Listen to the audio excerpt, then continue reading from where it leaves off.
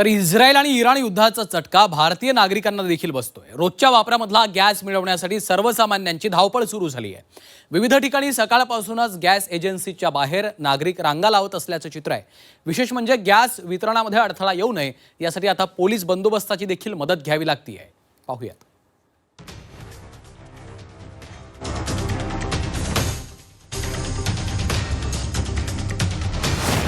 कोणी सिलेंडर देता का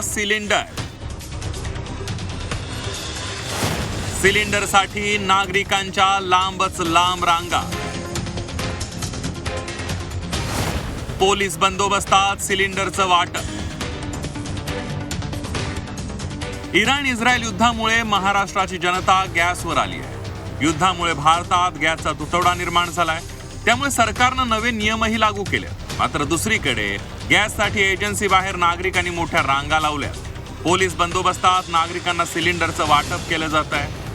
कोल्हापूर, सोलापूर आणि अमरावतीमध्ये सिलेंडर वाटण्यासाठी थेट पोलिसांचा बंदोबस्त लावण्यात आलाय।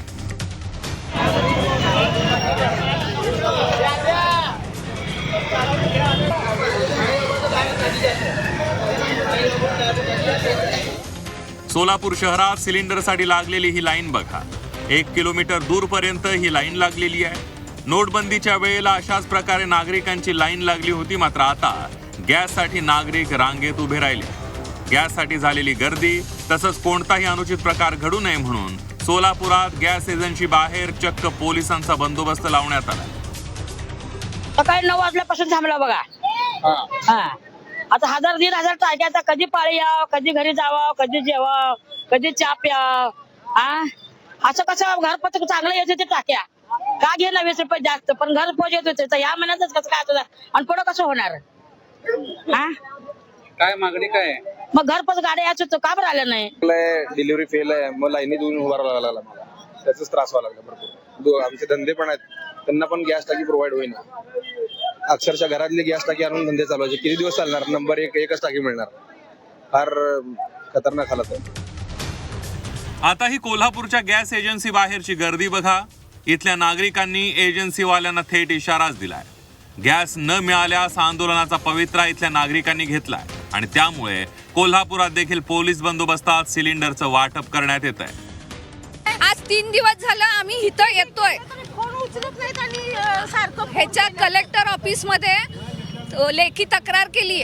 इथला स्टाफ काल मला म्हटलं, एक लेडी स्टाफ, काय करणार आहे तुम्ही कलेक्टर ऑफिस मध्ये तक्रार करून, काय करणार आहेत ती?